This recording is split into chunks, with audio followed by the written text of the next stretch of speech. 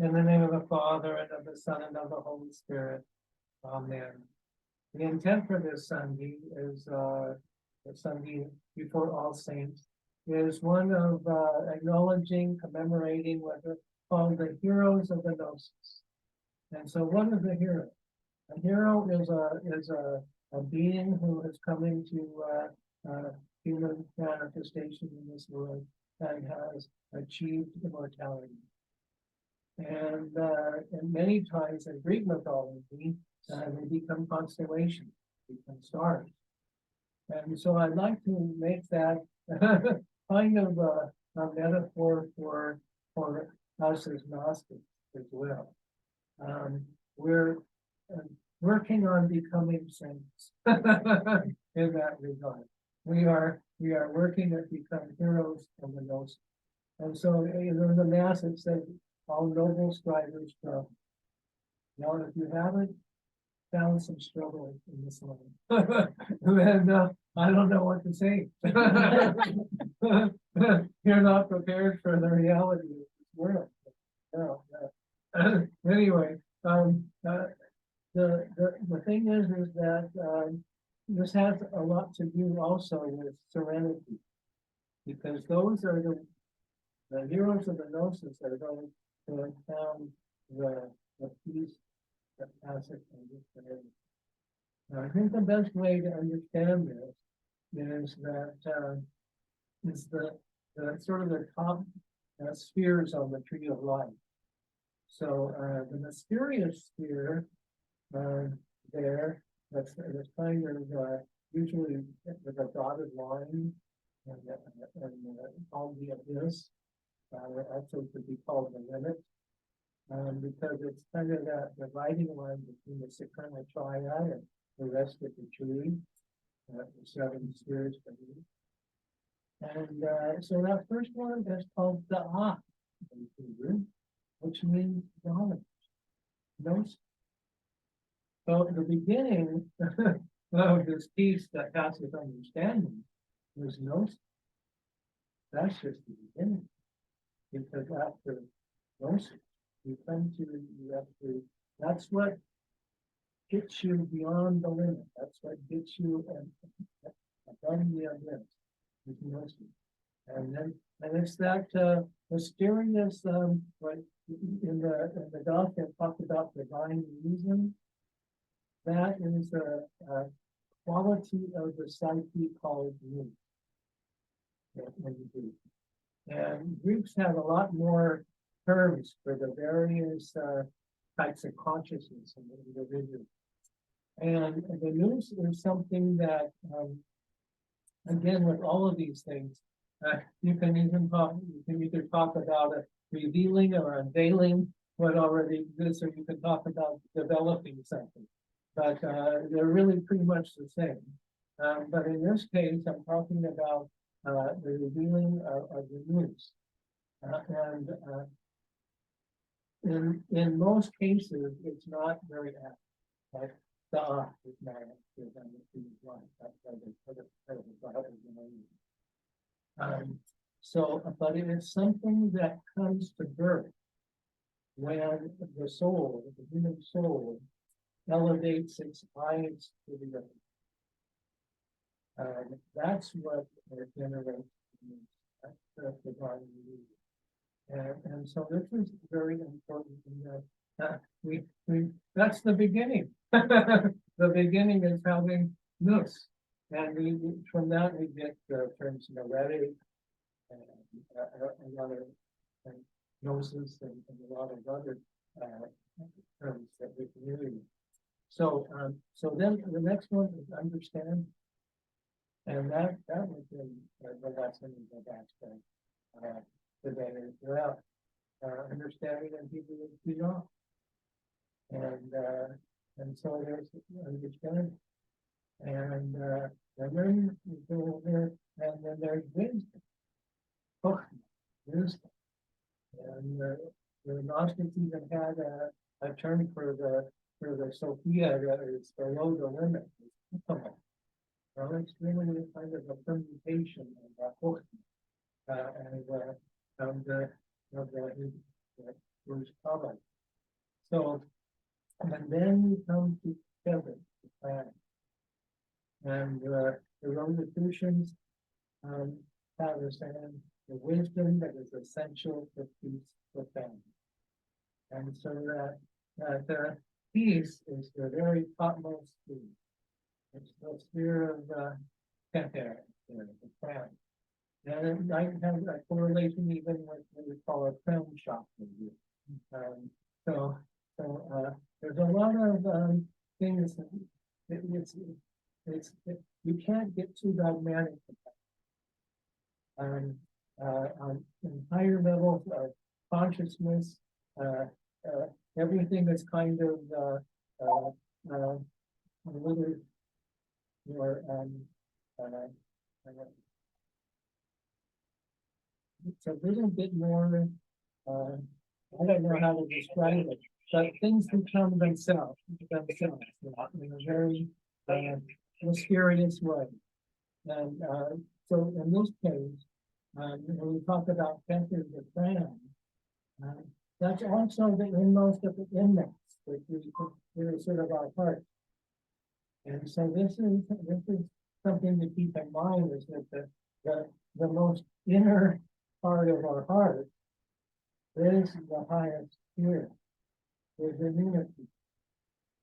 And this is what and it's an experiential thing. It's not a theoretical thing. One needs to experience these things.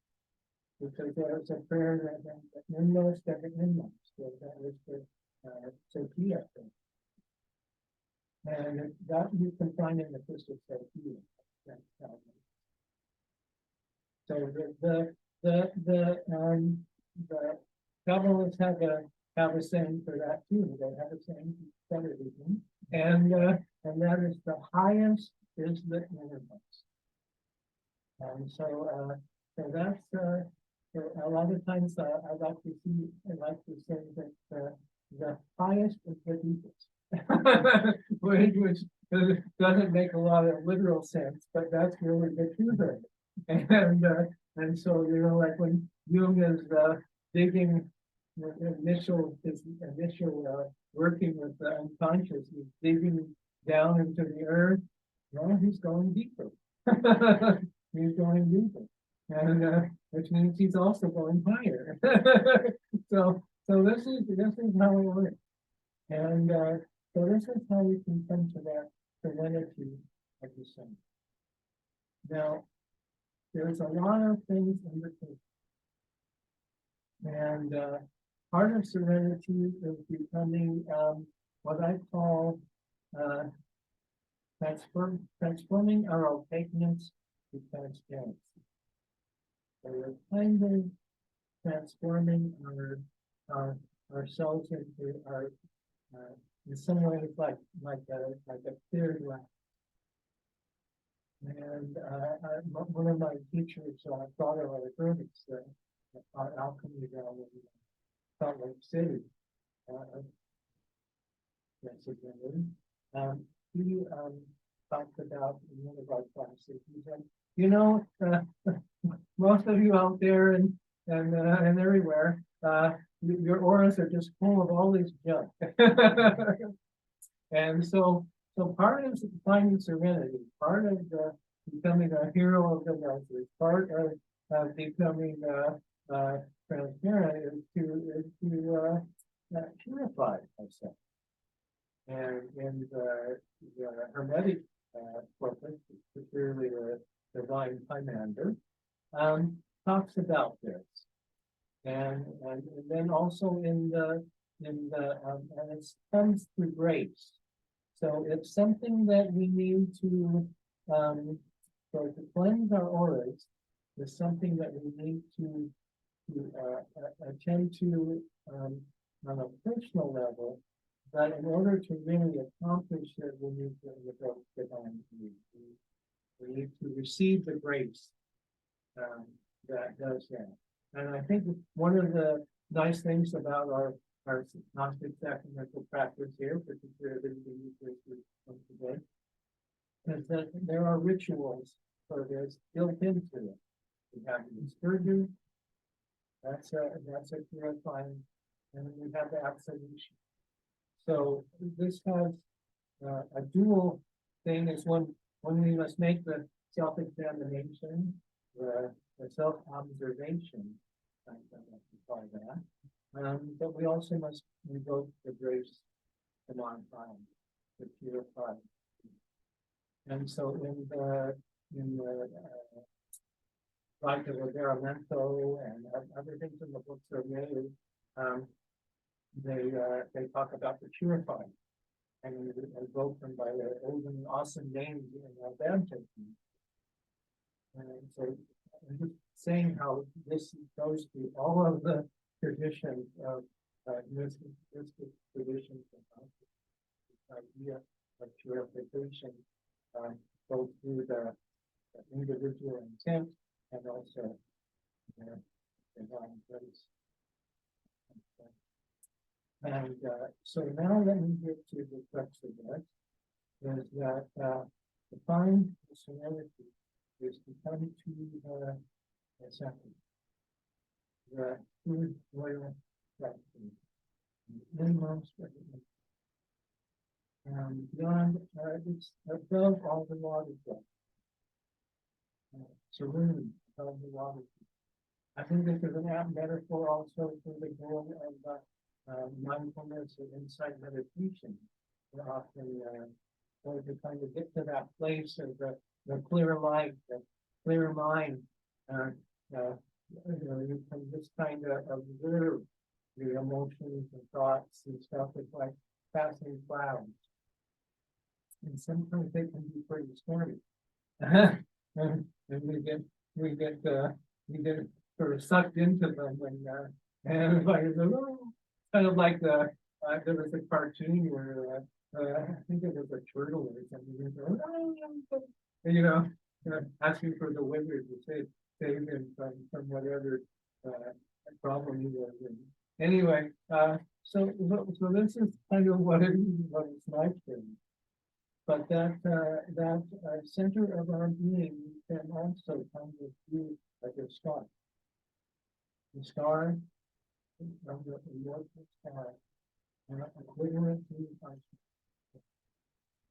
And this is what we need to do. And initially, it's like the six-pointed hexagram of the Vectoland, the seven-pointed power of the hand, planetary spheres, each of which has its own the Buddhists call poisons. They have a five-fold system. We mostly have a seven-fold system, right? But they have it. And but in the Kemetic scriptures, you also have the rescue. And I touched on this in my last lecture, that if we can invoke the rescue and faith, four lectures. Ron Padman, who says to purify yourselves of the mindless torment.